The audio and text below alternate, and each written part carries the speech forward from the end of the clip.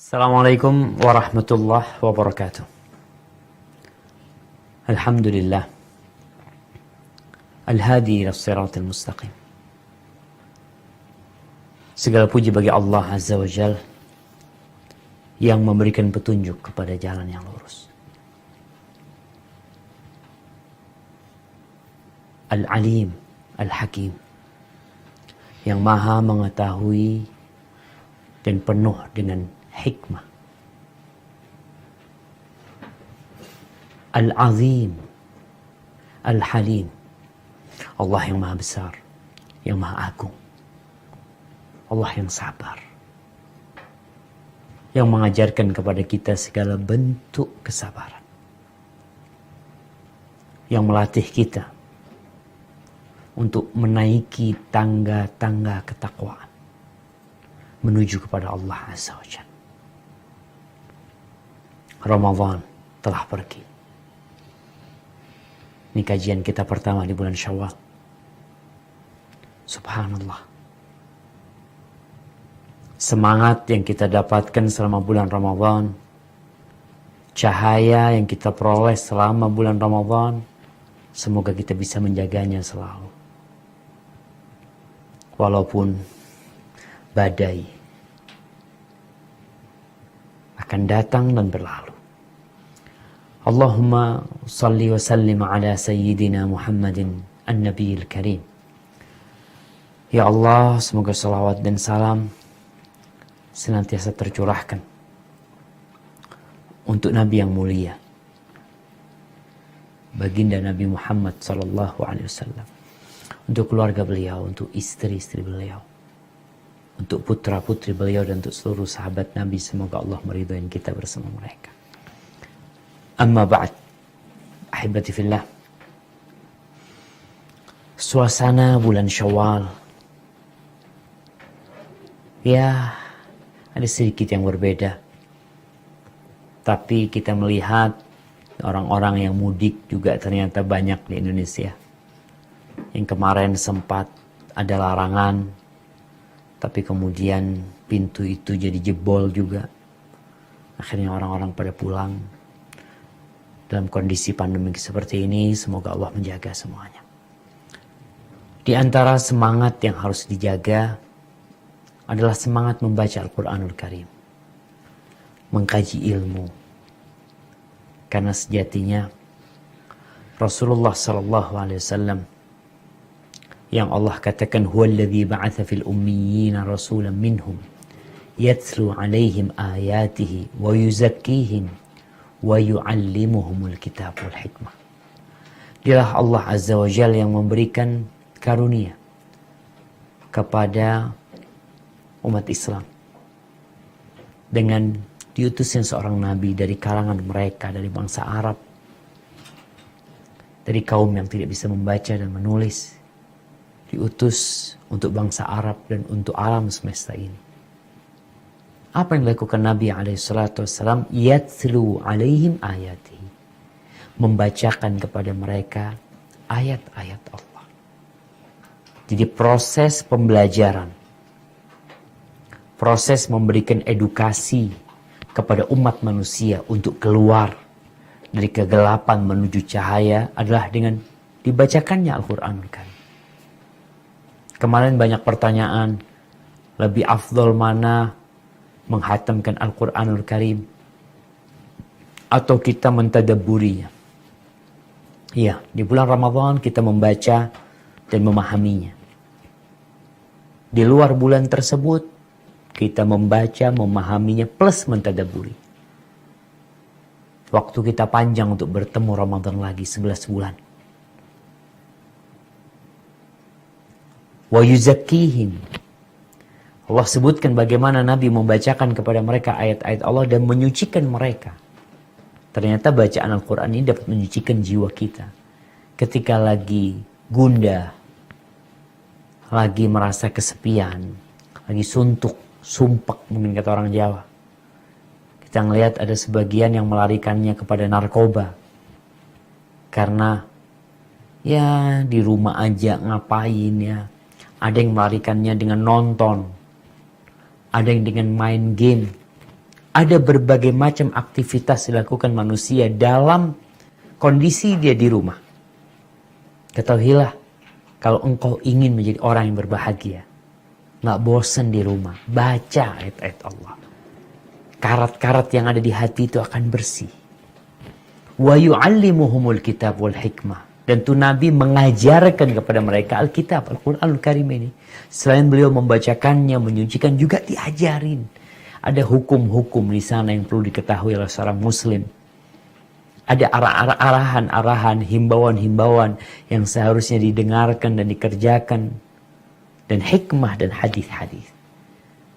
Kita akan membaca kitab Riyadhus Shalihin min kalami Sayyidil Mursalin, dari ucapan-ucapan Nabi alaihi salatu wassalam. Di bab sebelumnya, di pertemuan terakhir kita di bulan Ramadan, kita membahas tentang berbakti kepada orang tua, kemudian tentang hukum durhaka kepada orang tua. Sekarang nih kita akan berbincang tentang kebaktian kepada orang tua yang levelnya naik nih. Supaya kita tahu bahwa kebaktian kita sama orang tua kita tuh bukan bohongan. Bukan pura-pura. Ada orang di depan orang tuanya baik. Setelah matinya orang tua, atau ketika dia tidak di depan orang tuanya, dia ribain orang tuanya. Dia ceritakan keburukan-keburukan orang tua. Dan dia merasa sudah berbakti karena dia ketika di hadapan orang tuanya berbuat baik. Islam tidak mengajarkan seperti itu. Engkau berbuat baik ketika orang tuamu masih hidup. Ketika orang tuamu tidak di hadapanmu. Dan tatkala orang tuamu telah pergi.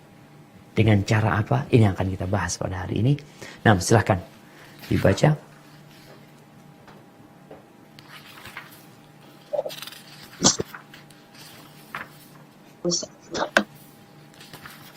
Ani bani Umar radhiyallahu anhuma anna nabiyya sallallahu alaihi wasallam qala inna abarral birri ayyashila radzulu wudda abihi. Dari Ibnu Umar radhiyallahu anhu bahwa Nabi sallallahu alaihi wasallam bersabda, sesungguhnya sebaik-baik kebajikan adalah seseorang menyambung tali persaudaraan dengan orang-orang yang dicintai ayahnya. Barakallahu fiik. Nah, ini bab tentang keutamaan berbuat baik kepada teman-teman kedua orang tua. Juga kaum kerabat, istri dan orang-orang yang pantas dihormati. Jadi, berbuat baik kepada orang yang dicintai orang tua kita. Jadi kalau bicara kawan, iya bisa jadi kawan, bisa jadi saudara yang dicintai oleh orang tua kita. Kemudian tentang berbuat baik kepada kerabat, kemudian kepada istri dan orang-orang yang pantas dihormati. Keluarga istri, mertua kita juga, kawan-kawannya, istri. Islam menganjurkan atau memerintahkan agar kita berbuat baik. Di dalam hadis yang disebutkan dari Abdullah bin Umar. Jadi para jamaah, ana ingin memberikan pencerahan tentang kenapa kadang-kala kita baca hadis kok radhiyallahu anhu, kok kadang-kala radhiyallahu anhuma atau radhiyallahu anhum. Kapan kita mengatakan radhiyallahu anhu, semoga Allah meridhoinya. Radhiyallahu anhu ketika sahabat ini dia muslim, bapaknya non muslim. Jadi cukup kita memberikan doa kepada sahabat itu tanpa orang tuanya. Jadi kita katakan radhiyallahu anhu. Abu Hurairah radhiyallahu anhu. Kalau anak dan bapaknya muslim, maka disebutkan radhiyallahu anhuma. Semoga Allah meridhai keduanya. Seperti ini, An Ibni Umar. Abdullah bin Umar, Abdullah muslim, bapaknya Umar bin Khattab muslim. maka kita mengatakan radhiyallahu anhuma, semoga Allah meridhai keduanya, karena dua-duanya muslim. Atau juga seperti Ibnu Abbas, an Ibni Abbasin radhiyallahu anhuma, dari Abdullah bin Abbas, semoga Allah meridhai keduanya, yakni meridhai Abdullah putranya dan meridhai bapaknya Abbas. Atau kalau dua sahabat yang meriwayatkan, kita katakan radhiyallahu anhuma. Ataupun adapun radhiyallahu anhum itu untuk orang banyak, dan radhiyallahu anha untuk kata ganti perempuan. Jadi kalau bicara sahabat perempuan, an Aisyah radhiyallahu anha, tapi kalau kita katakan an Aisyah binti Siddiq, an Aisyah putrinya As-Siddiq radhiyallahu anhuma, karena ada Aisyah, ada bapaknya Siddiq. Baik, di sini hadis ini diriwayatkan dari Abdullah bin Umar radhiyallahu anhu. Sebentar lagi hadisnya akan dijelaskan secara panjang lebar di hadis nomor 342. Tapi intinya, Nabi alaihi salatu wassalam mengatakan, sesungguhnya sebaik-baiknya kebajikan, jadi puncak dari albir. Jadi kalau bicara berbuat baik, kita kasih sama orang tua kita. Kita berbagi dengan orang-orang yang kita cintain. Biasa. Itu bentuk kebaikan. Nah, tapi ada. Termasuk kebaikan yang terbaik adalah menyambung tali hubungan, tali persaudaraan, atau tali cinta dan kasih dengan siapa? Dengan orang-orang yang dicintai ayahnya. Cintai orang tua kita, bukan cuma ayah kita, bapak kita dan ibu kita pun sama. Makanya kalau kita lihat, anak ini harus kenal dengan orang-orang yang dicintai orang tuanya. Sehingga tatkala mereka meninggal dunia, anak ini bisa melanjutkan kebaktian dia kepada orang tuanya dengan cara tetap berhubungan baik dengan kawan-kawan orang tuanya. Jadi silah itu ya segala bentuk kebaikan yang kita lakukan. Bukan hanya yang berkaitan dengan uang, bisa jadi dengan ucapan selamat kepada mereka, mengunjungi mereka, menanyakan kondisi mereka. Ini termasuk kebaktian anak kepada orang tuanya. Ini bukan siapa-siapa yang dia berbuat baik sama orang itu. Hanya kawannya orang tua. Subhanallah ya. Ibu ana cerita, ketika nenek ana mau meninggal dunia, itu nenek ana pesan, ada buku notes gitu, ada tulisan di sana. Apa isi tulisan itu? Ternyata isi tulisan itu adalah nama-nama orang yang biasa dikasih oleh nenek. Jadi ada orang-orang yang nenek ana itu dulu suka berbagi sama mereka. Ketika dia mau meninggal dunia, dia ingin kebaikan ini terus bersambung. Maka orang tua bisa seperti itu. Dia berwasiat kepada anaknya atau kepada menantunya. Dikasih tahu, kalau Umi meninggal dunia, ini ada orang-orang yang Umi biasa kasih santunan. Tolong dilanjutkan. Lanjutkan. Cari tahu tuh. Kawan-kawan orang tua kita mungkin, ayah kita, mungkin dia punya amal kebajikan yang kita nggak tahu. Tapi kalau bisa ketika orang tua kita sudah sepuh, kita boleh tanya sama mereka. Ayah, siapa sih kawan ayah yang paling ayah sayangi gitu ya? Atau tetangga-tetangga yang mungkin pernah berbuat budi baik sama ayah, sehingga kita ini anak-anak bisa terus berbuat baik. Tanya seperti itu, karena ini termasuk bentuk kebaktian anak kepada orang tuanya. Dia berbuat baik kepada orang lain, tapi pada intinya dia sedang berbuat baik kepada orang tuanya dengan cara seperti itu. Dulu juga pendidikan orang dulu itu kalau ada tamu ya, ada kawannya, ayah datang. Ana subhanallah, ana ingat abah ana. Sampai ada orang-orang itu yang ana memanggilnya Ammi. Udah meninggal dunia mereka. Ammi itu artinya paman dalam bahasa Arab. Dia bukan orang Arab. Kita biasanya manggil Ammi itu untuk orang Arab.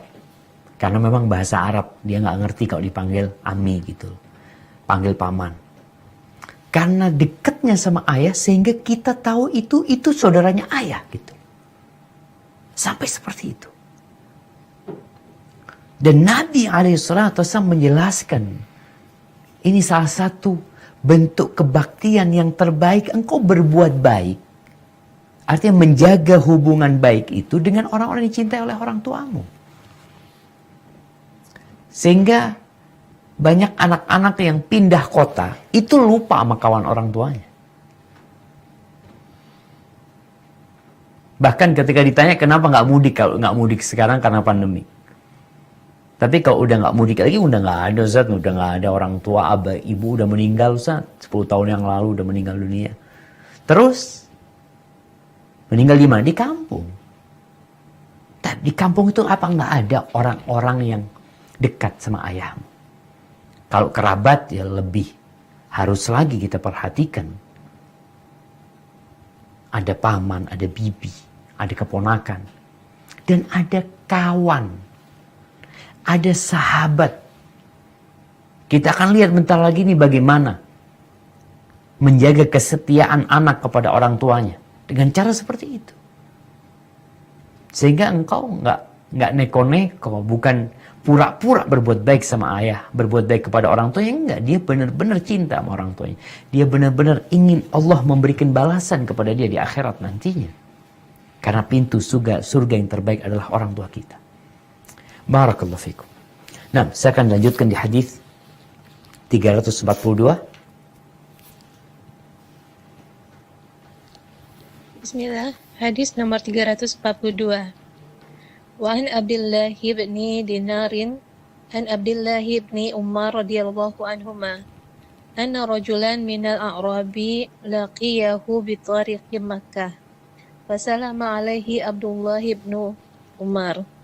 وحمله على حمار كان يركبه وأعطاه إمامة كانت على رأسه قال ابن دينار فقلنا له أصلحك الله إنهم الأعراب وهم يرضون باليسير فقال عبد الله بن عمر إن أبا هذا كان ودا لعمر بن الخطاب radhiyallahu anhu wa inni sami'tu Rasulullah sallallahu alaihi wasallam yaqul inna abarral birri silatu rajuli ahla wuddi abi wa fi riwayatin an ibni dinarin an ibni umara annahu kana idza kharaja ila makkah kana lahu himarun yatarawahu alaihi idza malla rukuba rahilah wa imamatun yasuddu biha ra'sah fabaina huwa yawman ala dhalikal himari iz marra bihi a'rabi faqal alasta fulana na fulan qala bala fa'atahul himar faqal irkab haza wa a'tahu imamah wa qala ushdud biha ra'sak faqala lahu ba'du ashabihi ghafarallahu laka a'taita hazal a'rabiya imaran kunta tarawahu alaih wa imamatan kunta tashudda biha ra'sak faqala Inni sami'tu Rasulullah sallallahu alaihi wasallam yaqul inna min abaril birri ayasila rajulu ahla wuddi abihi ba'da ayyuwali wa inna abahu kana sadiqan li Umar radhiyallahu anhu rawa hazihi riwayati kulluha Muslim. Kullaha Muslim. Kullaha Muslim.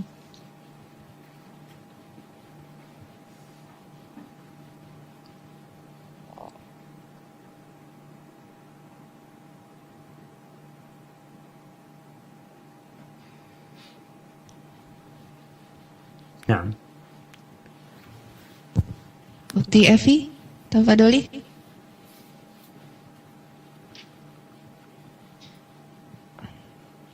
Saya bacakan aja, Ustaz. Siap.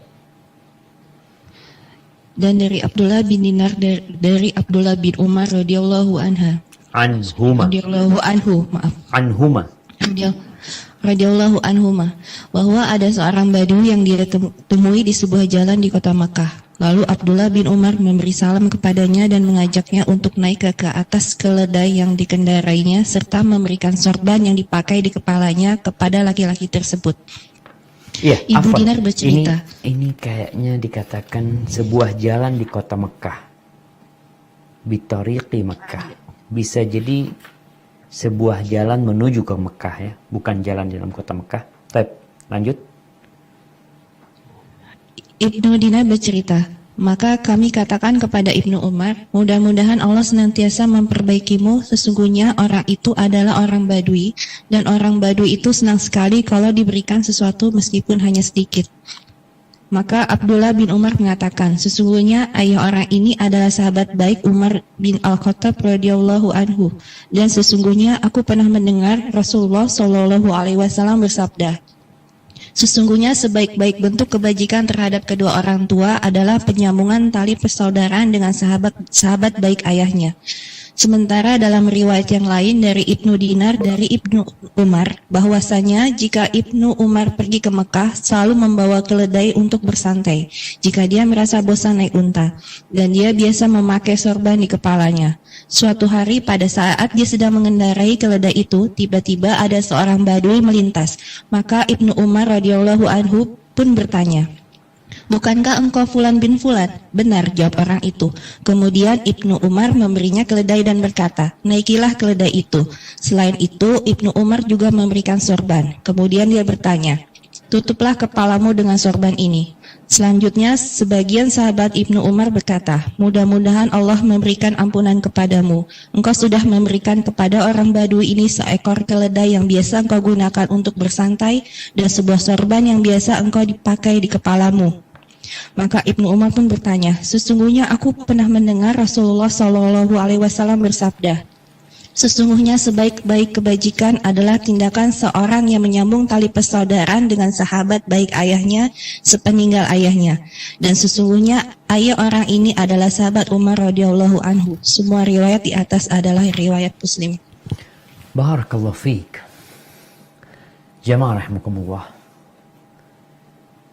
Di hadis 341 kita membaca apa yang diriwayatkan oleh Abdullah bin Umar. Dan di hadis 342 kita melihat apa yang telah dipraktekkan oleh Abdullah bin Umar bin Khattab radhiyallahu anhu. Karena sejatinya ilmu yang kita pelajari itu bukan hanya untuk menambah wawasan.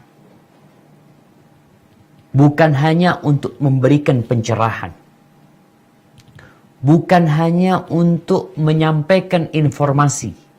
Kajian ini bukan sekedar kita menyampaikan ni hadis Nabi SAW, ni firman Allah Jalla Jalaluh. Tapi sejatinya semua yang dipelajarin itu untuk diamalkan. Kita nih udah 342 hadis yang kita pelajari dari kitab Riyadhus Shalihin, belum dari kajian-kajian lain.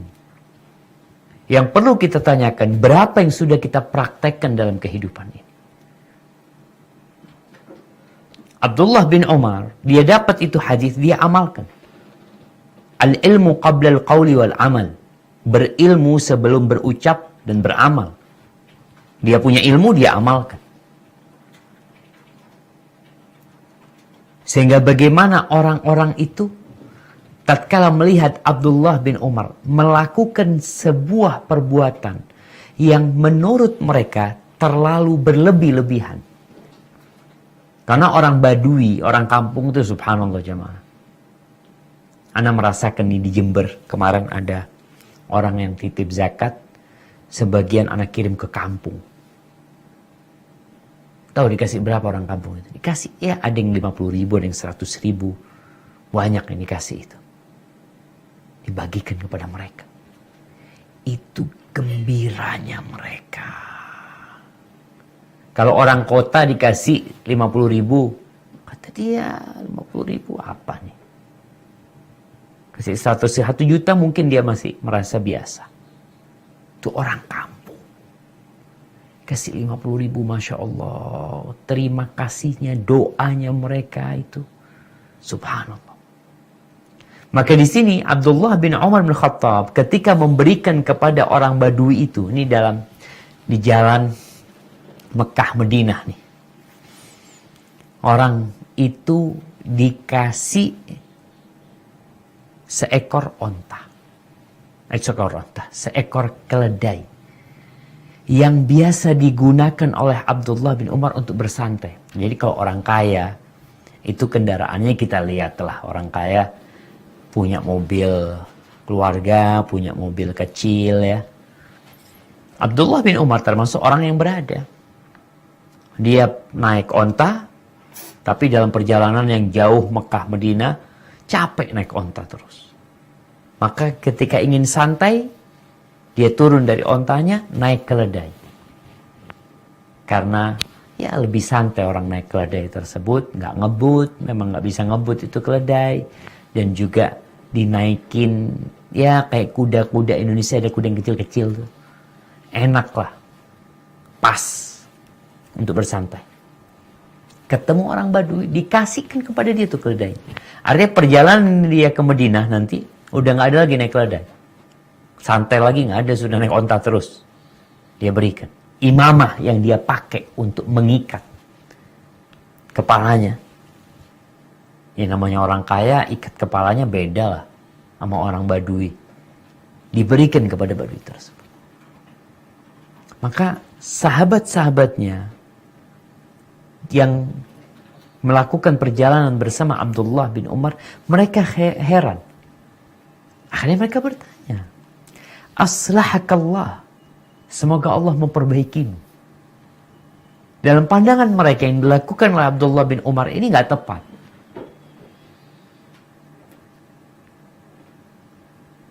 Apa kata mereka? Itu orang-orang Badui kasih sedikit udah bahagia, senang banget mereka. Tapi apa kata Abdullah bin Umar? Ini kalau mau berbagi itu berbagi yang indah. Berbagi yang terbaik sama orang-orang yang kita diperintahkan untuk berbuat baik kepada mereka. Kata Abdullah bin Umar, Inna aba hadha kana wuddan li Umar Khattab. Bapaknya orang ini, bukan orang ini loh, bukan. Tapi bapaknya dia. Bapaknya dia ini termasuk orang yang dicintai oleh Umar bin Khattab. Wa inni sami'tu, dan aku mendengar. Ini yang menjadi landasan dia berbuat. Agar keheranan itu hilang. Agar mereka juga dapat mempraktekkan apa yang dilihat dari perbuatan Abdullah bin Umar bin Khattab. Karena dalam pandangan mereka yang dilakukan oleh Abdullah bin Umar ini nggak tepat. Maka dikasih tahu. Yang pertama kasih penjelasan siapa orang itu. Orang itu bapaknya dia dulu adalah kekasihnya Umar bin Khattab. Baik.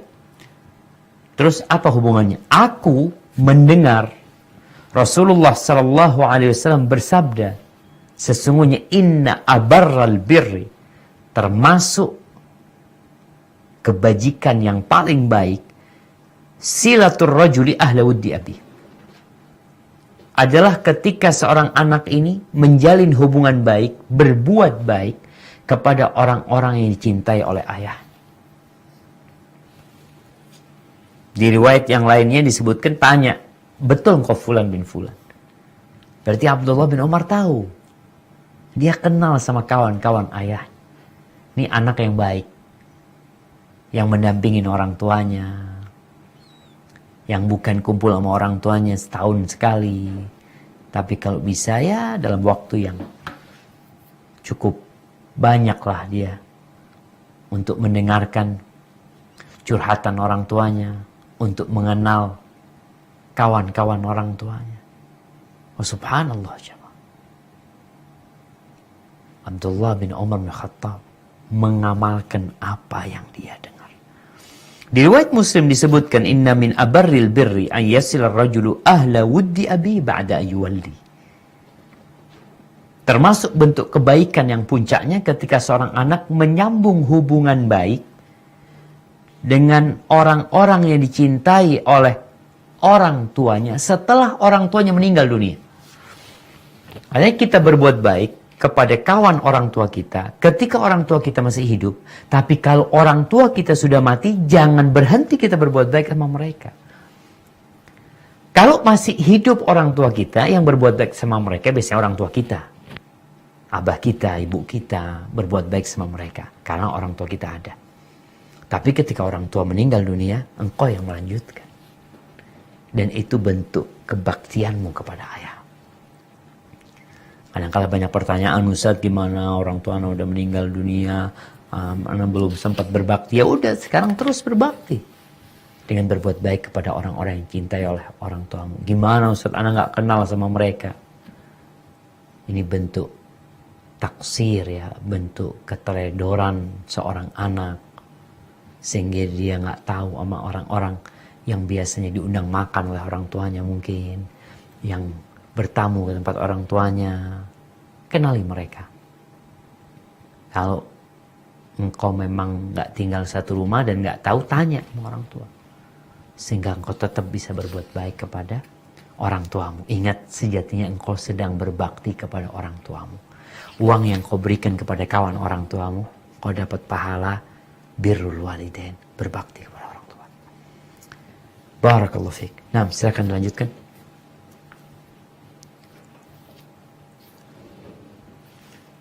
Hadis nomor 343. Wa an Abi Usaidin bidammil hamzati wa fathis sin Malik ibn Rabi'ah as-Sa'idi radhiyallahu anhu qala baina nahnu julusun 'inda Rasulillah sallallahu alaihi wasallam idh ja'ahu rajulun min Bani Salamah faqala ya Rasulullah hal baqiya min birri abawaya say'un abarruhuma bihi ba'da mautihima faqala na'am as-salatu alaihima wal istighfaru lahuma wa infazu ahdihima min ba'dihima wasilatu rahimil lati la tusallu illa bihima wa ikramu sadiqihima rawahu Abu Dawud. Dari Abu Usaid Malik bin Rabi'ah As-Sa'idi radhiyallahu anhu, dia menceritakan, ketika kami sedang duduk-duduk bersama Rasulullah sallallahu alaihi wasallam, tiba-tiba beliau didatangi seseorang dari Bani Salamah dan berkata, "Ya Rasulullah, masih adakah kebaikan yang bisa aku kerjakan untuk berbakti kepada kedua orang tuaku setelah mereka meninggal dunia?" Beliau menjawab, "Masih, yaitu mendoakan keduanya, memohonkan ampunan untuk keduanya, melaksanakan janji-janji keduanya setelah keduanya meninggal dunia, serta menyambung tali persaudaraan yang tidak sempat disambung kecuali dengan keduanya, serta memuliakan sahabat mereka." Hadis riwayat Abu Daud. Barakallahu fikum. Nah, ini hadis riwayat Abu Usaid Malik ibn Rabi'ah As-Sa'idi radhiyallahu anhu.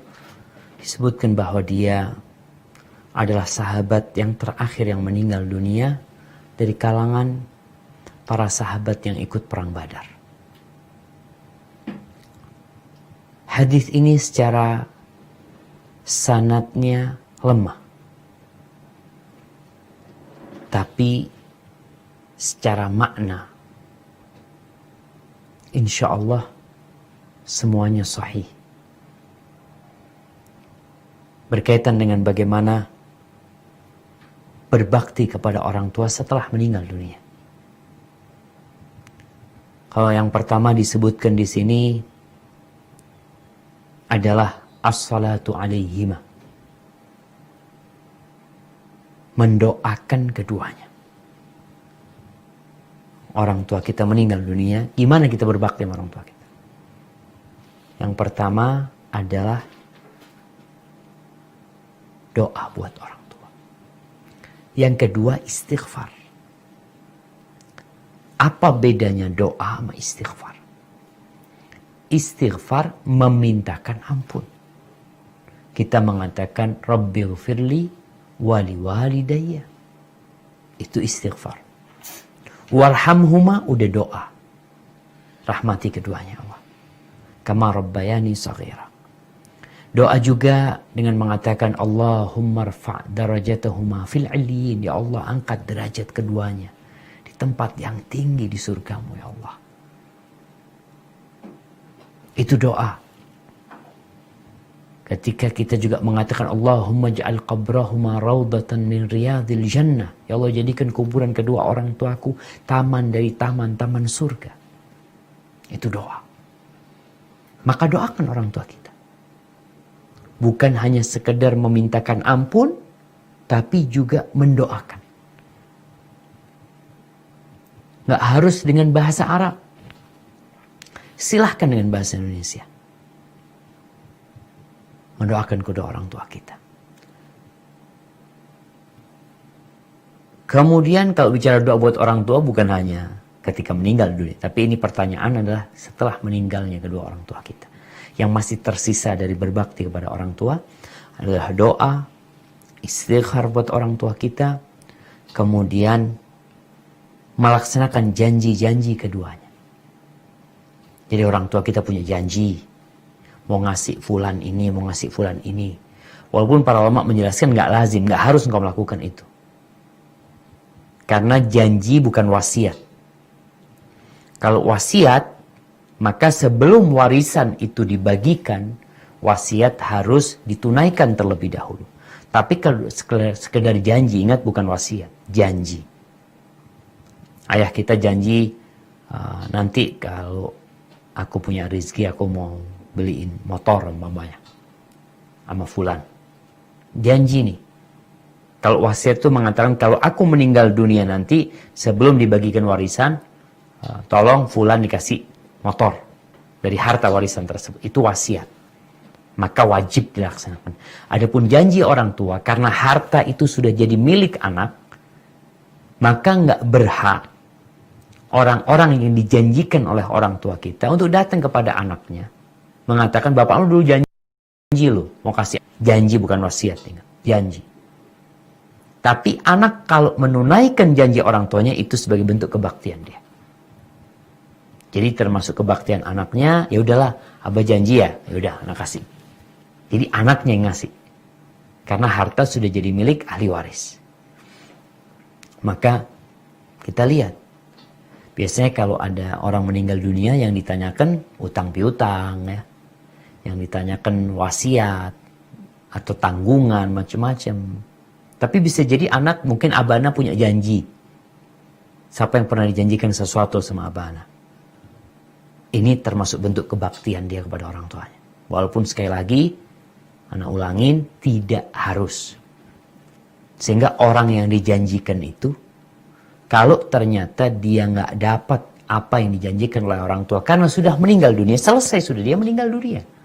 Oh, nggak bisa sudah dia menunaikan janjinya. Tinggal anaknya. Kalau anaknya mau ngasih, maka itu termasuk kebaktian. Kalau enggak, memang haknya anak. Bukan haknya orang tua lagi. Kemudian yang berkaitan dengan bab ini adalah wasilatul rahim allati la tusalu illa bihima. Menyambung hubungan rahim. Yang tidak mungkin tersambung kecuali dengan keduanya. Di sini kerabatnya orang tua, abah kita, kerabatnya ibu kita, ya, paman-paman kita, bibi-bibi kita, keponakan ya, apalagi kakek kita. Kadang-kala nih bapaknya meninggal, kakeknya masih hidup. Pernah ada kejadian di Jakarta itu, ribut nih keluarga. Apa yang mereka ributkan? Bapaknya meninggal dunia, kakeknya masih hidup. Di dalam Islam, abah itu dapat warisan. Anak meninggal umpamanya. Siapa aja ahli waris anak? Kalau abah ibu anak masih hidup, dua-duanya dapat bagian. Istri anak dapat bagian, anak-anak dapat bagian. Kejadiannya itu anak nggak mau ngasih kakeknya. Apa alasannya? Dia mengatakan, nanti kalau kakek meninggal, anak dapat warisan nggak? Cucu bisa jadi nggak dapat warisan. Karena abahnya udah meninggal dunia, kemudian paman-pamannya masih ada, sehingga cucu nggak dapat warisan. Anak sampaikan kepada dia, warisan ini yang membagi itu Allah Azza wa Jalla, bukan engkau. Engkau nggak punya hak apa-apa sebenarnya. Yang kerja siapa? Bapakmu yang kerja. Baik, yang membesarkan bapakmu siapa? Kakekmu. Sehingga kalau bicara secara logika, ya pantas kakek itu dapat. Bapakmu itu hasil kerja kakek. Yang dulu membelikan susu, yang membiayai sekolah ayahmu, itu siapa? Kakekmu. Apa nggak pantas kakekmu dapat warisan? Kok anak merasa, engkau kalau bicara anak ini belum berbuat baik sama ayahnya. Masih semuanya adalah biaya ayahnya yang membiayai. Sehingga ketika anak mati, ayah wajar dapat warisan. Dan itu Allah sudah bagi. Subhanallah jemaah. Cuma kadang-kala anak itu, bukan anak ya, manusia secara umum. Kalau ngelihat warisan ini, ya Allah, apalagi banyak gitu ya. Bagian orang tuanya umpamanya dia nggak banyak juga sih. Bisa 1/5 umpamanya. Bisa 1/6. Tergantung kondisinya, ayah ibu itu berapa bagiannya. Bisa 1/3. Maka termasuk kebaktian anak adalah berbuat baik dengan orang-orang yang tersambungkan lewat orang tua kita. Kekerabatan kita sama mereka. Maka tolong diperhatikan. Kalau ayahmu sudah meninggal dunia, ibumu sudah meninggal dunia, ingat masih ada rahim-rahim di balik mereka. Keluarganya ayah, keponakannya ayah, apalagi orang tuanya ayah, kakek dan nenek kita. Kemudian yang terakhir disebutkan di sini yang berkaitan dengan hadis Abdullah bin Umar bin Khattab yang tadi kita baca, wa ikramu sadiqihima, memuliakan sahabat-sahabat mereka. Ini termasuk kebaktian anak kepada orang tuanya. Maka ya tinggal kita lihat, antum mau berbuat baik enggak sama orang tua? Jangan sampai gara-gara warisan antum bukan menjaga, menyambung silaturahim, gara-gara warisan antum malah durhaka sama orang tua dengan cara memutuskan rahim gara-gara warisan. Nih, anak-anak yang kadang-kala berantem kakak beradik gara-gara warisan. Gimana engkau itu akan dikatakan berbakti sama orang tua? Engkau putuskan rahim.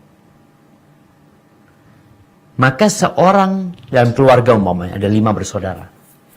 5 bersaudara anggap salah satunya menguasai harta warisan.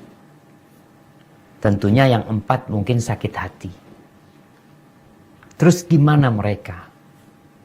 Apakah mereka punya hak memutuskan rahim? Enggak. Engkau kalau memutuskan rahim, nggak mau kenal sama kakakmu atau nggak mau kenal sama adikmu gara-gara warisan ini, engkau durhaka sama orang tua. Terus caranya, udah jaga. Terus hak anak, kalau nggak didapatkan itu hak dari abang mereka atau dari saudara mereka, ingat, kita punya Allah Azza wa Jalla. Jadi jamaah, ada hak yang tertahan. Berapa sih yang tertahan? 1 miliar, 2 miliar, 10 miliar, berapa lah? Kita punya Allah Rabbul Alamin. Lahu mulkus samawati wal ard. Bagi Allah kerajaan langit dan bumi. Maka nggak usah terbebani, jaga tetap silaturahim. Demi tetap berbakti sama orang tua kita. Kadang-kadang kan ada ngomong kesian orang tuanya ya. Bapaknya udah mati, ibunya udah mati, anaknya ribut. Betul. Yang mereka butuhkan adalah engkau berbakti sama keduanya, malahan engkau durhaka sama keduanya. Gara-gara warisan. Maka tolong dijaga, sing waras ngalah. Katanya. Ya sudah yang waras ngalah. Lo nggak dibawa mati itu harta jamaah. Hada wallahu a'lam bissawab. Nah, ya kita lanjutkan ke hadis 344. Bismillah, hadis nomor 344. Wa an Aisyah radhiyallahu anha qala magirtu ala ahadin min nisa'in Nabi sallallahu alaihi wasallam magirtu ala Khadijah radhiyallahu anha wa ma ra'aituha qattu walakin kana ya'thiru zikraha wa Kana yakthir atau yukthiru. Kana yuksiru zikraha wa rubbama zabaha sya'at thumma yuqati'uha a'dha'an thumma yab'athuha fi sada'i Khadijah farubbama qultu lahu ka'anna lam yakum fi dunya illa Khadijah fayaqul innaha kanat wa kana li minha walad muttafaq alaih. Wa fi riwayatin wa in kana la yazbahu sya'at fayuhdi fi khala'i iliha minha ma yasha'uhun. Wa fi riwayatin kana iza zabaha syata yaqulu arsilu biha ila asdiqah Khadijah. Wa fi riwayatin qalat ista'zanat Halatu bintu Huwailid ukhtu Khadijah ala Rasulillah sallallahu alaihi wasallam fa'arafa zana Khadijah farataha lizalika faqala Allahumma Halatun bintu Huwailid. Dari Aisyah radhiyallahu anha, dia mengungkapkan, aku tidak merasa cemburu terhadap salah seorang dari istri-istri Nabi Shallallahu Alaihi Wasallam seperti kecemburuanku kepada Khadijah radhiyallahu anha. Padahal aku sama sekali belum pernah melihatnya secara langsung. Tetapi Nabi sering menyebut-nyebutnya dan seringkali beliau menyembelih kambing, kemudian memotongnya menjadi beberapa bagian untuk selanjutnya dikirimkan kepada sahabat-sahabat baik Khadijah. Sehingga aku sering berkata kepada beliau, sepertinya di dunia ini tidak ada wanita lain selain Khadijah. Maka beliau pun mengatakan, sesungguhnya Khadijah itu begini dan begitu. Dan dengannya aku dikaruniai anak, muttafaq alaih. Dan dalam sebuah riwayat disebutkan, apabila beliau menyembelih kambing, maka beliau memberikan kepada teman-teman dekat Khadijah secukup mereka. Dan riwayat lain disebutkan, jika beliau menyembelih kambing, maka beliau bersabda, kirimlah kepada teman-teman dekat Khadijah. Dalam riwayat yang lainnya, Aisyah berkata, Halah bin Khuwailid, saudara perempuan Khadijah, pernah meminta izin kepada Rasulullah SAW. Maka beliau teringat tata cara Khadijah meminta izin. Maka beliau pun terharu dan bersabda, Ya Allah, ini adalah Halah binti Khuwailid. Barakallahu fiik.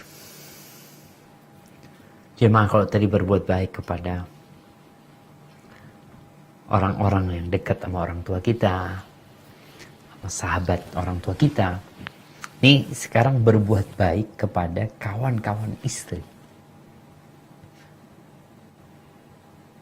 Jadi subhanallah ya, ini para suami, termasuk bentuk kesetiaanmu kepada istrimu. ketika istrimu sudah meninggal dunia. Atau ketika istrimu masih hidup ya. Dia punya kawan-kawan. Maka berbuat baiklah kepada kawan-kawan istri. Ketika istri sudah meninggal dunia. Lihat apa yang dilakukan Nabi SAW. Ini kalau istri yang soleha. Tapi kalau istri yang gak soleha, suami ketika istrinya meninggal dunia, alhamdulillah selesai sudah. Kadang-kala sebaliknya. Istri suaminya meninggal dunia, dia bersyukur, alhamdulillah capek ngurusin orang itu. Gimana mau berbuat baik kepada teman-temannya yang ada jengkel sama suaminya. Bahkan kawan-kawan suaminya yang membuat istri juga jengkel kadang-kala. Ya Allah Ustaz, nih suami sama sohib-sohibnya, Masya Allah. Majelis sana, berangkat ke sana, berangkat ke sini. Lupa sama kewajiban dia sebagai kepala rumah tangga, sebagai seorang ayah, sebagai seorang suami. Sehingga kadangkala sang istri ketika suaminya meninggal dunia, yang ada bukan dia berbuat baik kepada kawan-kawan suaminya. Karena memang buat istri, kawan-kawan suaminya kawan-kawan buruk, Ustaz. Gimana kita ingin melanjutkan keburukan tersebut? Alhamdulillah terputus sudah keburukan tersebut. Maka kita bicara istri yang soleha. Yang kawan-kawannya adalah orang-orang baik. Begitu pula sebaliknya. Suami yang soleh, yang kawan-kawannya adalah kawan-kawan yang baik, yang membawa kepada kebaikan. Rasul SAW mengatakan, Inna husnal ahdi minal iman. Menjaga kesetiaannya. Terus berbuat baik. Itu termasuk keimanan. Kepada orang-orang yang pernah melakukan kebaikan kepada kita. Ini Nabi SAW. Bagaimana beliau mengenang Khadijah. Udah meninggal dunia. Beliau sudah punya istri 9. Apakah kemudian beliau melupakan Khadijah? La. Nggak tergantikan Khadijah. 9 orang nggak menggantikan Khadijah yang 1 orang. La. Makanya bagaimana Aisyah radhiyallahu ta'ala anha. Yang kalau Nabi ditanya siapa perempuan yang beliau cintai, beliau akan mengatakan Aisyah. Ya udah, dalam kondisi hidup Aisyah yang beliau cintai. Tapi bagaimana cemburunya Aisyah kepada Khadijah radhiyallahu ta'ala anha. Padahal Aisyah ini nggak pernah ngelihat Khadijah. Nggak pernah dia ngelihat Khadijah radhiyallahu ta'ala anha. Tapi yang dia ketahui, Khadijah adalah wanita yang tua renta. Tua. Iya.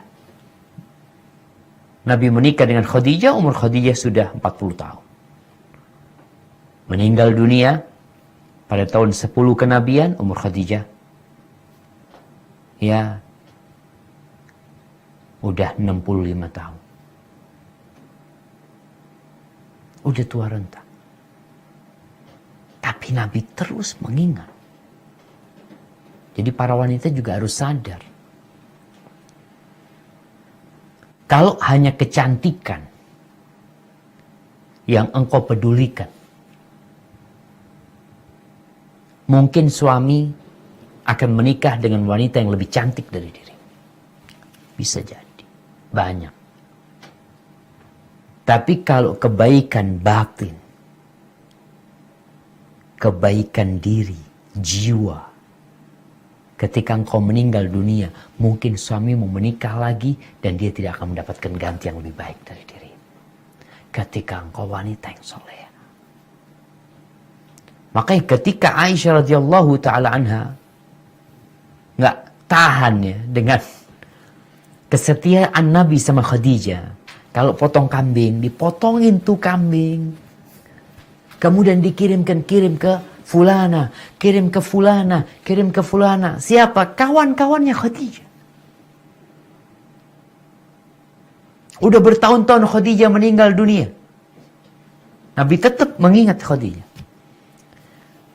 Kadangkala Aisyah kalau lagi naik cemburunya, nggak bisa nahan diri, dia sambil mengatakan, Ka'allam yakun fid dunya illa Khadijah. Kayaknya di dunia ini nggak ada perempuan kecuali Khadijah. Maka Nabi sempat marah sama Khadijah. Sama Aisyah radhiyallahu ta'ala anha. Apalagi pernah Aisyah itu mengatakan, Ya Rasulullah, Apa sih yang kau senengin dari perempuan yang bibirnya merah, ajuz, yang udah tua renta? Padahal Allah udah memberikan ganti kepadamu yang lebih baik dari dia. Di situ Nabi sempat marah kepada Aisyah. Enggak. Allah tidak menggantikan yang lebih baik dari dia. Maka dikasih tahu Aisyah tentang kebaikan-kebaikannya Khadijah.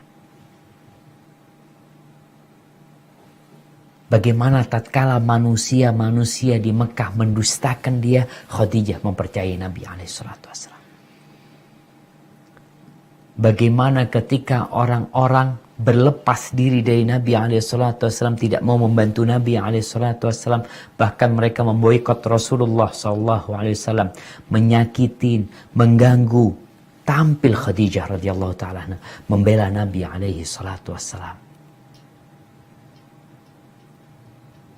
Hartanya dia berikan kepada Nabi SAW untuk menggunakannya semau Nabi SAW. Disebutkan kebaikan-kebaikan Khadijah. Apalagi Nabi punya anak dari Khadijah. Itu yang menyebabkan cinta akan terus tumbuh ketika melihat anak-anak. Ya Allah, ingat sama umminya. Bagaimana Nabi pernah selesai perang Badar. Itu Zainab bintu Muhammadin SAW kirim tebusan buat suaminya. Jadi suami Zainab itu Abul As bin Wa'il. Iya kalau nggak salah namanya. Itu termasuk dalam tawanan perang Badar. Akhirnya Zainab mau menebus suaminya. Dikirimlah kalung. Ada liontinnya gitu jemaah.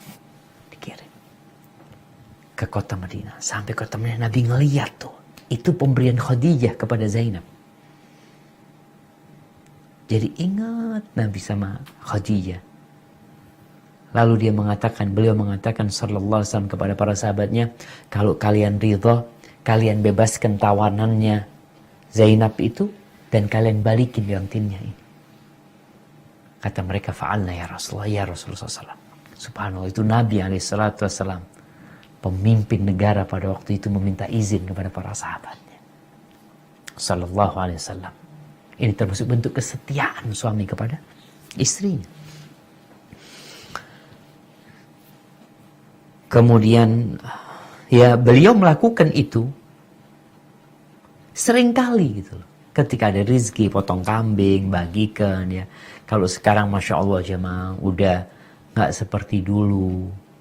Kita tuh bisa ya pesan sesuatu langsung dikirimkan. Gak harus antum ada di kota itu. Kadang-kala antum punya kawan-kawannya orang tua ya, atau kawan-kawannya istri yang sudah meninggal dunia, atau mertua antum, mungkin istri antum sudah meninggal dunia, ada mertua di kota lain, antum tinggal belikan sesuatu dikirim. Sekarang bisa beli di kota tersebut, beli parcel, transfer, kirim ke rumah. Beli baju, kirim, ya Allah ya. Nggak ada alasan lagi kita berbuat baik sama orang tua kita, sama kawan-kawan orang tua kita, sama kerabat-kerabat kita, saudara-saudari kita. Karena semua fasilitas untuk menjadi lebih baik itu telah ada. Ini bagaimana Nabi SAW ketika Halah binti Khuwailid, saudarinya Aisyah udah tua, saudarinya Aisyah masih hidup. Saudarinya Khadijah radhiyallahu ta'ala ketika minta izin masuk ke rumah Nabi SAW, ketika mengucapkan salam ya, Nabi tahu suaranya itu kayak suaranya Khadijah, mirip suaranya Khadijah radhiyallahu ta'ala anha. Maka Nabi jadi senang ketika dengar suara itu. Beliau mengatakan, Allahumma Hala bintu Khuwailid, ya Allah ini Hala bintu Khuwailid. Sallallahu alaihi ala nabiyina wasallam. Ini termasuk keimanan jemaah. Inna husnal ahdi minal iman. Baik, menjaga hubungan baik. Kita punya kawan ya, kita punya sahabat, mungkin meninggal dunia. Ana jadi ingat sama sahabat Ana ya, yang udah meninggal dunia.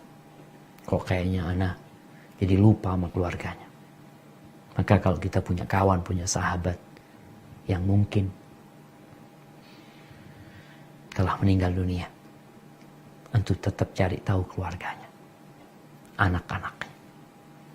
Ya kalau mungkin gak mampu untuk biayain sekolah mereka, Kalau enggak, paling enggak antum kirim hadiah buat mereka. Barakallahu fikum. Nah.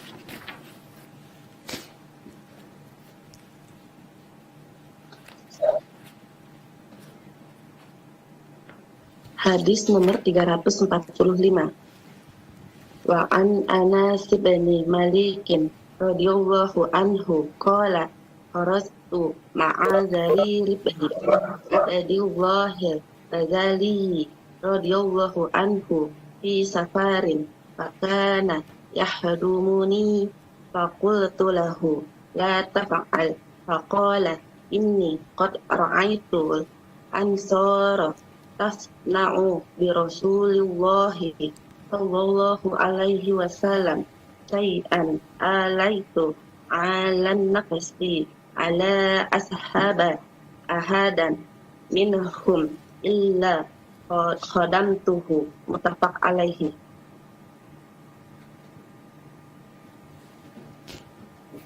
Dari Anas bin Malik radhiyallahu anhu, dia bercerita, aku pernah pergi bersama Zaril bin Abdillah al-Bajali radhiyallahu anhu dalam satu perjalanan, di mana dia selalu melayaniku. Maka aku berkata kepadanya, jangan lakukan itu. Maka Zarir berkata, sesungguhnya aku melihat sahabat Ansor melakukan sesuatu berjasa besar terhadap Rasulullah Shallallahu Alaihi Wasallam, dan aku bersumpah pada diriku untuk tidak bersahabat dengan seorang pun dari sahabat Ansor, melainkan aku harus melayaninya. Muttafaq alaih. Barakallahu fikum. Subhanallah, ini cerita Anas bin Malik ya. Siapa yang tidak tahu sama Anas bin Malik? Dia dari kalangan Ansar. Ketika Rasulullah SAW datang ke kota Madinah, ibunya Anas, Ummu Sulaim radhiyallahu anha, itu datang membawa Anas bin Malik kepada Nabi alaihi salatu wasallam. Ya Rasulullah, nih Anas ini bocah yang pintar. Aku ingin dia melayanimu Nabi SAW. Ya, ketika itu umur Anas mungkin baru 10 tahun. Dan memang jadi pelayan Nabi alaihissalatu wassalam. Banyak kali hadis yang diriwayatkan oleh Anas bin Malik radhiyallahu anhu. Jarir bin Abdullah al-Bajali, dia sahabat Nabi yang umurnya lebih tua dari Anas bin Malik. Dia dari Yaman, dari kabilah Yaman sana. Ketika dia datang bersama kabilahnya ke kota Madinah untuk masuk Islam, menyatakan masuk Islam dia.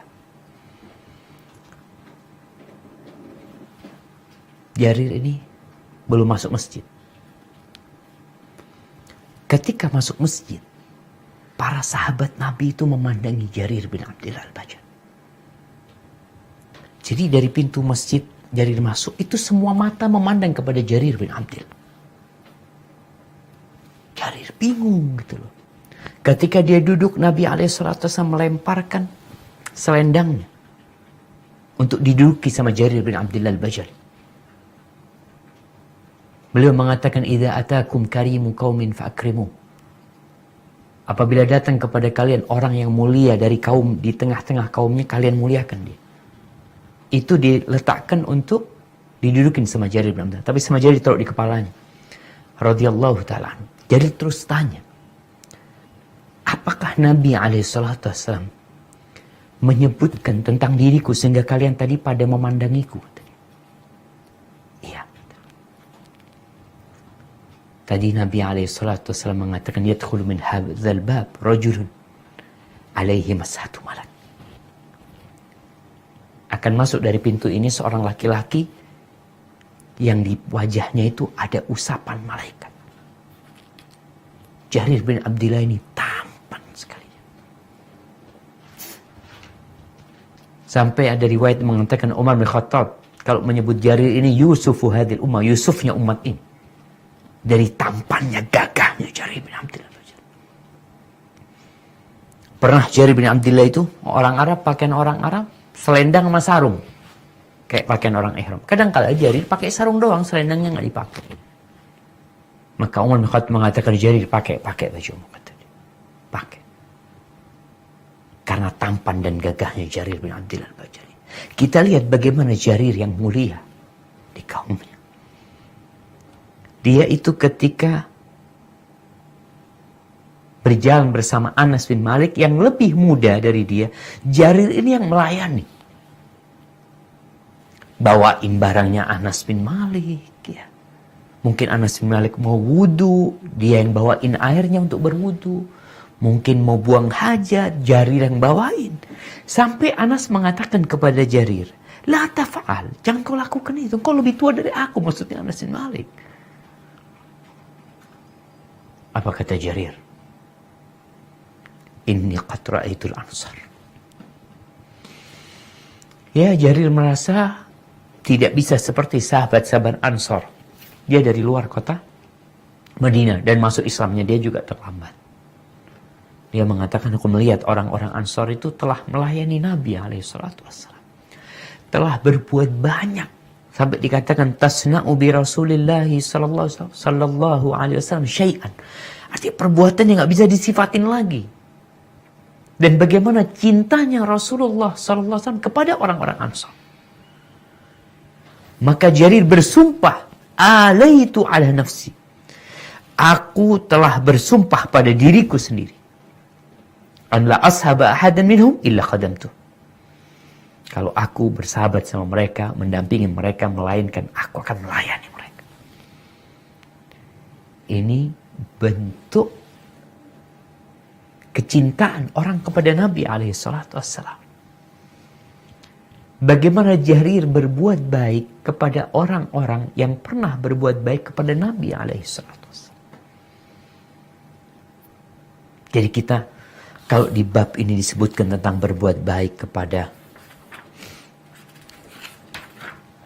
orang-orang yang pantas dihormatin, orang-orang yang berjasa, orang-orang yang baik, maka kita pun, mungkin guru-guru kita, mungkin ustadz-ustadz kita perlu berbuat baik kepada mereka, kepada keluarga mereka. Mungkin ada kadangkala guru kita yang meninggal dunia. Kadangkala, ya, karena guru kita ini kepala rumah tangga dan udah meninggal dunia, kadangkala keluarganya nggak dipedulikan. Seharusnya kita peduli sama keluarga mereka. Kita cari tahu tentang mereka.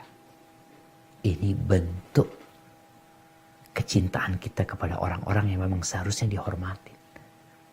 Ingat, Jarir itu lebih tua dari Anas, tapi dia tetap memuliakan Anas bin Malik radhiyallahu anhu. Barakallahu fikum. Jamaah, mungkin kita masuk ke sesi tanya jawab, karena kita akan masuk ke bab baru. Bab ini cukup penting untuk dibahas, yaitu bab tentang memuliakan keluarga Rasulullah SAW. Ahlu baiti Rasulullah SAW. InsyaAllah kita akan bahas pada perjumpaan yang akan datang. Nah, silahkan kalau memang ada pertanyaan. Tafadhol Ukti Rani Renos.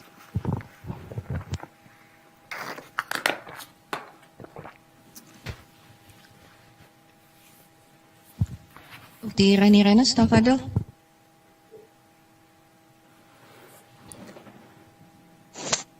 Assalamualaikum. Waalaikumsalam warahmatullahi wabarakatuh. Naam. Assalamualaikum Ustadz. Ana ada pertanyaan Ustadz. Jadi ada seorang yang Ana kenal menelpon memberitahukan bahwa orang tuanya meninggal. Kemudian Ana berpesan bahwa karena Ana tahu tabiat orang tuanya ini agak sedikit kurang baik. Kemudian Ana berpesan bahwa coba tanya ada sengketa atau ada permasalahan dengan teman-temannya atau dengan keluarganya. Tolong mintakan ridhonya orang yang tua yang sudah meninggal tadi. Kemudian anak tersebut bilang, Kak ada satu Kak, dia berselisih dengan saudara kandungnya, Ustadz. Kemudian Ana bilang, datangin, bawa buah, bawa kue, mintakan ridho, mintakan maaf. Kemudian si anak ini bertanya, Kak bagaimana kalau orang itu tidak tidak memberi ridho kepada orang tuaku yang sudah meninggal. Kira-kira ini bagaimana Ustadz? Anak ini menitip pertanyaan ini karena dia galau. Maksudnya bagaimana nasib orang tuanya? Karena hubungannya dengan saudara kandungnya ini tidak baik begitu, terputus Ustadz. Nah, Kurang lebih itu aja Ustadz pertanyaannya. Sama Ana mau bertanya yang tadi Ustadz, perbedaan yang radhiyallahu anhu kalau bapaknya non muslim. Kalau radhiyallahu anhu kalau bapaknya muslim. Begitu ya Ustadz ya? iya, Kak, iya. Nah, Nah, udah Siap. itu aja Ustadz. nah, barakallahu fikum.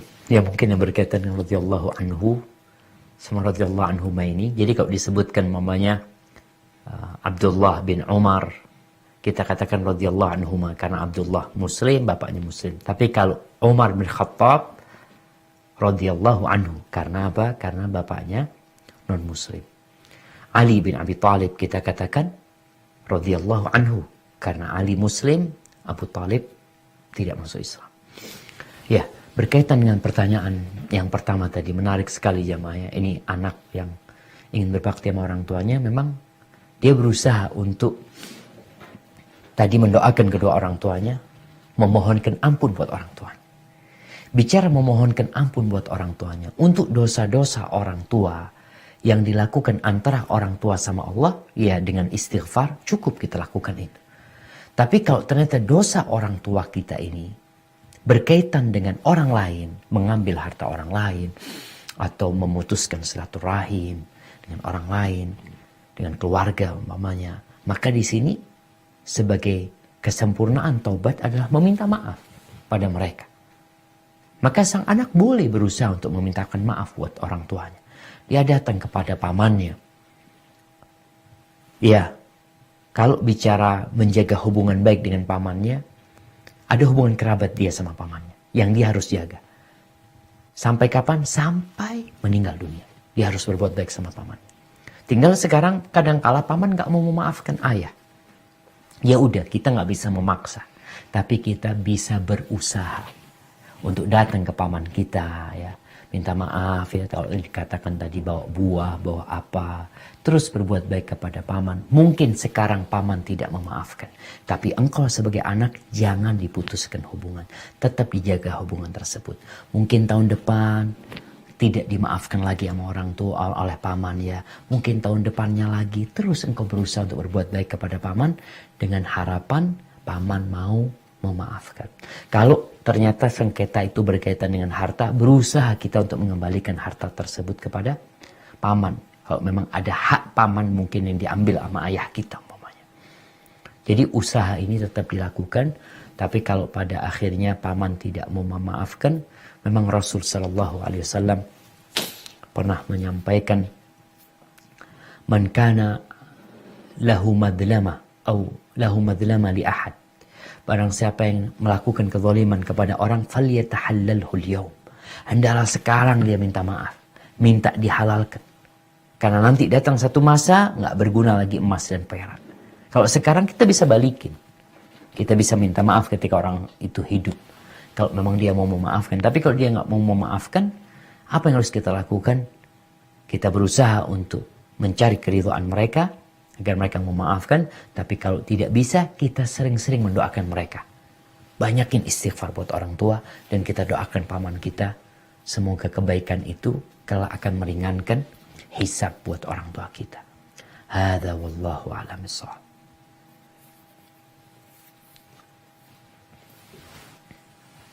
Tafadhol Bu Diana untuk pertanyaan kedua. Iya. Assalamualaikum warahmatullahi wabarakatuh, Ustadz. Waalaikumsalam warahmatullahi wabarakatuh. Saya ada dua pertanyaan yang sangat terkait ya, mengenai doa kepada orang tua yang sudah meninggal. Kita tahu bahwa fadilah surat Al-Mulk dan surat Al-Baqarah dan Ali Imran itu bisa menolong kita. Yang pertama surat, kalau nggak salah surat Al-Mulk menolong kita pada saat di kuburan nanti, dan surat Al-Baqarah dan Ali Imran akan menaungi kita di padang berupa awan di padang mahsyar. Yang pertanyaan saya yang pertama, apakah kalau kita membaca surat itu secara teratur lalu kita hadiahkan kepada orang tua kita, apakah orang tua kita akan merasakan fadilah yang telah disebutkan dalam Al-Quran itu? Itu yang pertama. Yang kedua, untuk surat Al-Baqarah dan Ali Imran itu kan cukup panjang, sekitar 4 juz kalau nggak salah. Nah, bagaimanakah cara untuk membacanya agar kita rutin setiap hari atau secara beturutan untuk mengamalkannya? Itu saja Ustadz. Ya, barakallahu fikum wa barak. Nah, jemaah. Ya, ini berkaitan berbakti sama orang tua kita. Di antara kebaktian sama orang tua yang sudah meninggal dunia adalah bersedekah buat orang tua kita. Menghajikan orang tua kita.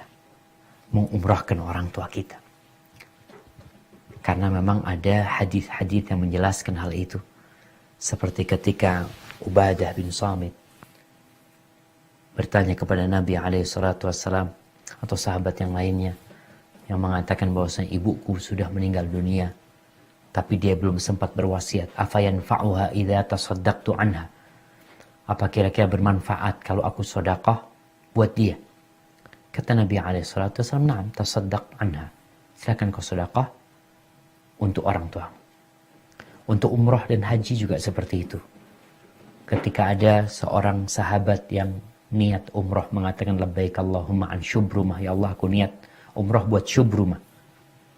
Lalu Nabi SAW bertanya, siapa syubrumah itu? Dikatakan saudaraku atau kerabatku, kata dia. Apakah kau sudah haji? Belum. Maka Nabi SAW mengatakan, hujja an nafsika thumma hujja an syubrumah. Engkau haji buat dirimu dahulu, setelah itu engkau haji buat syubrumah. Ada amalan-amalan lain seperti menghadiahkan bacaan Al-Quranul Karim. Bisakah kita membaca Al-Quranul Karim seperti tadi? Kita membaca surat Al-Mulk atau kita membaca surat Al-Baqarah, surat Ali Imran. Kemudian pahalanya kita hadiahkan buat orang tua kita. Masalah ini terjadi perbincangan di antara para ulama. Ada perbedaan pendapat di antara mereka. Sebagian di antara mereka untuk menghadiahkan bacaan Al-Quran tidak sampai. Karena apa? Karena Nabi SAW memang sepanjang yang Anda tahu tidak pernah beliau itu mengarahkan sahabat untuk membaca Al-Quran dan menghadiahkannya kepada orang tuanya. Yang ada adalah sedekah tadi, istighfar buat orang tua. Tapi bukan menghadiahkan bacaan Quran kepada orang tua. Tapi sebagian ulama dari kalangan Hanabila, seperti Imam Ahmad bin Hanbal, beliau berpendapat bahwasanya boleh mengkiaskan dengan, kalau sedekah boleh berarti membaca Al-Quranul Karim, boleh kita membaca Al-Quranul Karim kemudian kita hadiahkan buat orang tua kita. Jadi memang masalahnya ada khilaf. Kalau melihat kepada yang membolehkan, ya silahkan kita membaca, kemudian kita hadiahkan buat orang tua kita. Tapi kalau enggak, yang lebih aman, engkau baca Al-Quranul Karim, engkau baca surat Al-Mulk, engkau baca surat Al-Baqarah. Setelah engkau membaca, engkau bertawasul dengan kedua surat itu. Bertawasul dengan surat Al-Baqarah, bertawasul dengan surat Ali Imran atau surat Al-Mulk yang kita baca, agar Allah memberikan naungan kepada orang tua kita. Agar Allah membuat kuburan orang tua kita sebagai taman dari taman-taman surga. Kalau itu jelas semua ulama sepakat insya Allah diperbolehkannya kita bertawasul dengan amal soleh untuk berdoa memohon kepada Allah SWT. Ini masalah yang pertama berkaitan dengan menghadiahkan bacaan Al-Quran Karim buat orang tua kita. Adapun pertanyaan yang kedua tentang bagaimana kita mendawamkannya. Ya jemaah, kalau kita bicara ulama terdahulu itu dari kalangan para sahabat ya. Kemarin bulan Ramadan kita mungkin mendengar bagaimana Al-Imam Syafi'i ya, menghatamkan Al-Quranul Karim sehari 2 kali. Berarti Al-Baqarah 2 kali. Ali Imran 2 kali. Al-Mulk 2 kali. Kemudian sahabat Nabi Utsman bin Affan radhiyallahu anhu yang diriwayatkan bagaimana dia membaca Al-Quran Karim dalam 1 rakaat sampai hatam ya, sehingga lewat tuh. Jadi kita ini merasa berat membaca Al-Quranul Karim. Kalau katakan tadi 4 juz, karena memang belum terbiasa. atau karena banyak kesibukan yang membuat kita akhirnya ya menghabiskan waktu untuk perkara-perkara yang memang menyibukkan kita, menyita waktu kita. Rasulullah SAW sholat malam 1 rakaat. Beliau sholat 11 rakaat. Beliau pernah sholat di rakaat pertama. Beliau itu membaca Al-Baqarah, membaca An-Nisa, membaca Ali Imran. Bayangkan, ini rakaat pertama. Bukan bicara seharian membaca surat ini rakaat pertama. Belum rakaat kedua, belum rakaat ketiga, belum rakaat keempat. Sedangkan rukuknya seperti berdirinya Nabi SAW. Maka hanya memerlukan semangat dan namun jangan memberatkan diri. Khairul amali au ahabbul amali ilallah adwamuhu wa in qalla. Sebaik-baiknya amalan atau amalan yang paling dicintai Allah adalah yang berkesinambungan walaupun sedikit. Kalau engkau tidak bisa menghatamkan dalam sehari memang Al-Baqarah sama Al-Imran, ya mungkin bisa dibagi 2. Ya 2 hari engkau hatam atau 3 hari, yang penting adalah mendawamkannya. Kalau engkau bisa menghatamkan Al-Quranul Karim setiap 3 hari, maka itu jadi sebuah kemuliaan. Atau paling enggak sebulan sekali, yang penting didawamkan. Karena sebaik-baiknya amalan itu yang didawamkan. Jadi walaupun enggak tiap hari engkau bisa membacanya sebulan sekali, tapi terus dalam setahun berarti 12 kali engkau membacanya. Apalagi kalau engkau bisa 2 kali dalam sebulan, sehingga setahun 24 kali. Hadza wallahu a'lam bishawab. Tafadhol, pertanyaan ketiga, Tim Mawar.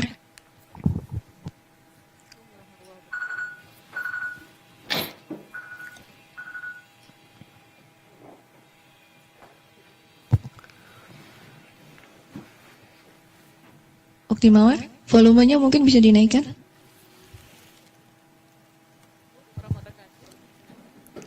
Waalaikumsalam warahmatullahi wabarakatuh.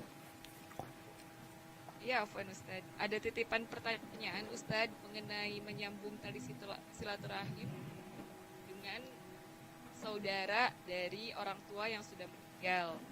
Apabila misalkan orang tua yang sudah meninggal mempunyai adik-adik atau kakak-kakak yang sudah terpisah sangat lama, tidak pernah bertemu dan tidak diketahui keberadaannya, tapi terakhir diketahui itu karakternya kurang baik gitu, kurang baik dalam artian punya masalah hukum dan masyarakat juga kurang baik. Itu apa yang harus dilakukan oleh anak tersebut? Nah, barakallahu fikum. Iya jemaah, kita ini nggak bisa memilih orang tua kita. Kita nggak bisa memilih saudara-saudara orang tua kita. Kadangkala kita punya orang tua, punya karakter yang keras umpamanya, punya tabiat yang strength. Kadangkala saudara-saudara paman-paman juga seperti itu.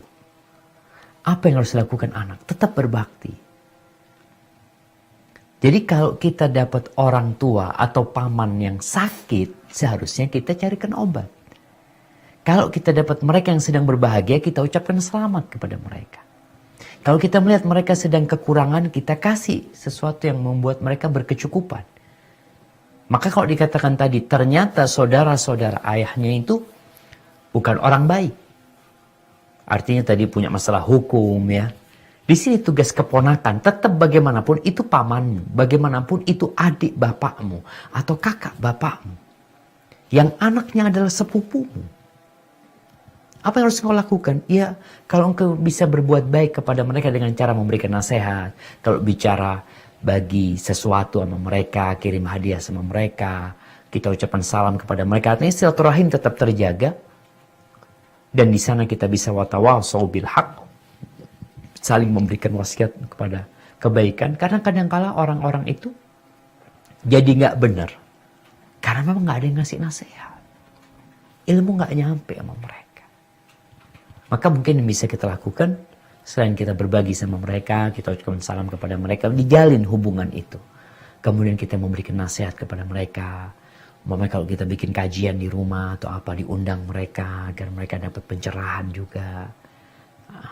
Intinya adalah bagaimana kita berbuat baik kepada mereka sesuai dengan kondisi mereka. Tadi Anda sebutkan, kalau dia sakit kita belikan obat. Kalau sakit fisik ya obatnya obat fisik. Kalau sakit hati obatnya adalah obat hati.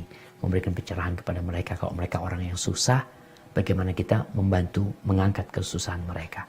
Kalau mereka orang yang sedang bergembira, sedang bersuka, maka kita pun mengucapkan selamat kepada mereka. Jadi sesuai dengan kondisi mereka. Dan ada hal yang penting buat kita, yaitu kita mendoakan mereka. Jangan sampai dilupakan mereka. Doakan mereka. Semoga Allah memberikan hidayah kepada mereka, membimbing mereka, kemudian memasukkan mereka ke dalam surga Allah Azza wa Jalla. Hada wallahu a'lam bishawab. Pak Fadul, Ukti FII. Bismillah. Assalamualaikum warahmatullahi wabarakatuh. Waalaikumsalam warahmatullahi wabarakatuh. Ustadz yang semoga senantiasa dalam lindungan Allah Ta'ala. Allahumma Izin amin. bertanya, bagaimana dengan rumah tangga yang baru dibangun, yang masih ada penyesuaian, dan jika ternyata ada hal-hal dari sang suami yang perlu dinasehati sesuatu hal yang berhubungan dengan syariat, apakah baiknya lewat ibunya suami atau bapaknya istri? Demikian, jazakallah khair wa barakallahu fiik. Kenapa pilihannya ibunya suami atau bapaknya istri? Kok udah nggak ada bapaknya suami? Maksudnya bertanya pendekatannya baiknya lewat manakah? Jadi yang dipahami biasanya pendekatannya lewat ibunya suami atau bapaknya sang istri. Tapi mohon nasihatnya dari Ustadz bagaimana seharusnya. Iya, barakallahu fiik. Nah, jemaah. Ya kalau bicara rumah tangga yang baru ya. Dua insan yang berjumpa, yang awalnya tidak saling kenal, yang mungkin ta'aruf mereka adalah mengenal dari jarak jauh tentang karakter dan sifat. Ada hal-hal yang mungkin tidak diketahui sebelum menikah, ketika sudah menikah semuanya jadi terbuka. Ternyata ada hal-hal yang tidak benar secara agama yang dilakukan oleh suami. Gimana cara memperbaiki suami sekarang? Yang pertama pendekatannya adalah pendekatan istri kepada suami. Artinya kalau bisa dia tidak memasukkan orang lain dalam rumah tangga ini, itu lebih baik. Karena kadangkala kalau orang lain tahu, apalagi mamanya bapak kita tahu, akhirnya dia jadi nggak respect sama suami kita, sama suami. Karena saya melakukan sesuatu dosa dan kita tahu dosa ini kalau bisa jangan disebarkan. Maka usaha pertama adalah istri memberikan pencerahan kepada suami. Cari waktu yang tepat ya. Cari momentum yang tepat untuk ngobrol sama suami. Kalau nggak bisa pakai lisan, pakai tulisan ya. Tetap posisikan istri. Artinya istri memohon, bang kalau bisa seperti ini, seperti itu. Artinya perbaikan itu dari pihak istri sebelum disampaikan kepada orang tua istri. Atau setelah dengan berjalannya waktu ternyata sambil berdoa istri juga tidak ada perubahan. Dan mungkin perlu ada yang memberikan nasihat kepada suami dari orang lain. Siapa? Apakah bapak istri atau ibunya suami? Lebih baik ke keluarga suami sebelum ke keluarga istri. Kenapa? Kalau bicara kepada keluarga istri, biasanya mereka nggak terima atau gimana, akhirnya apalagi kalau mamanya keluarga istri tidak terlalu dekat sama suami, ada yang seperti itu, maka lebih baik kepada ibunya atau bapaknya suami. Ngobrol sama mereka, tanyakan kepada mereka apa mereka tahu bahwa saya putranya ini seperti itu. Kadang-kadang mereka nggak tahu. Jadi cara kita membawa kepada keluarga yang suami itu dengan berharap coba cari tahu, soalnya Ana melihat dia seperti umpamanya suami narkoba umpamanya. Ternyata bapak ibunya nggak tahu. Ada yang menyembunyikan seperti itu. Atau suami Ada suami yang na'udzubillah umpamanya homo. Ada keluarga yang nggak tahu memang. Bagaimana istri-istri perbaiki dulu. Tapi kalau nggak mampu tinggal sampaikan kepada orang tua dengan cara bahasa apakah mereka tahu seperti ini, seperti ini yang anak tahu seperti ini. Mungkin ibu bisa kasih nasihat ya, atau mungkin bapak mertua bisa kasih nasihat. Seperti itulah. Sehingga menantu ini hendaklah menjaga hubungan baik dengan mertuanya. Kalau sama orang tuanya sendiri insya Allah sudah dijamin baik lah mudah-mudahan. Tapi sama mertua kadang-kala kalau nggak baik sulit dia mau ngomong sama mertuanya. Tapi insya Allah kalau hubungan itu baik tinggal sampaikan dengan cara yang baik. Dengan harapan orang tua memberikan nasihat sebelum keluar. Jadi ke keluarganya suami. Tapi kalau pada akhirnya udah berusaha dikasih tahu namun ternyata nggak berubah ya. Atau kita lihat ternyata keluarganya suami nggak bisa ngasih nasihat. Atau secara ilmu agama juga kurang. Maka kita bisa ngomong sama orang tua kita. Mungkin ayah bisa ngasih nasihat dia. Silahkan nggak apa-apa. Hadza wallahu a'lam bishawab. Ini Ana bertanya mengenai sedekah Ustadz. Apakah jika kita bersedekah untuk orang tua, terutama orang tua kita yang sudah meninggal, masih harus kita niatkan agar pahalanya sampai? Bukankah setiap amalan baik yang kita kerjakan, anak-anak kerjakan, orang tua otomatis mendapatkan pahala tersebut Ustadz? Barakallahu fikum. Nah jamaah. Jadi kalau bicara ketika anak berbuat baik, ibadah yang dilakukan anak, insya Allah orang tua akan dapat bagian pahala. Jadi kalau bicara anak beramal, orang tua akan dapat bagian pahala. Tapi ketika sang anak beramal dan niatkan buat orang tua, jadi pahalanya buat orang tua, anak dapat bagian pahala. Tetap bagian itu akan dapat gitu. Jadi perbedaannya ketika sang anak beramal, anak ini didikan orang tuanya, yang benar didikan orang tua. Kan kadang-kala orang tua juga tidak mendidik anaknya sodako, ngaji juga nggak sama orang tua. Kadang-kala anak ini dididik umum sama orang tuanya. Sehingga bagian orang tua itu nggak seberapa. Karena sang anak ini, mamanya ada anak-anak yang dapat hidayah ketika dia kuliah ya. Sama orang tuanya dipaksa kuliah umum. Di tengah perjalanan ketika kuliah, dia alhamdulillah dapat pelajaran agama, dia mendalamin agama, bukan karena usaha orang tuanya, enggak. Bahkan ada orang tua yang nggak suka anaknya beragama, ada. Apakah orang tua akan dapat? Wallahu a'lam, karena orang tua memang nggak suka anaknya beragama. Maka di sini ketika anak itu perlu meniatkan, memang ini sedekah buat orang tua Anda sih nggak pernah ngajarin anak sedekah, Ustaz. Orang tua Anda matri macam-macam umpamanya seperti itu. Sehingga ketika anak itu bersedekah, ya mudah-mudahan orang tua masih dapat bagian pahala karena dia yang membesarkan anaknya. Tapi ketika dia niatkan sedekah buat orang tuanya, maka pahalanya buat orang tua, anak tetap dapat bagian pahala tersebut.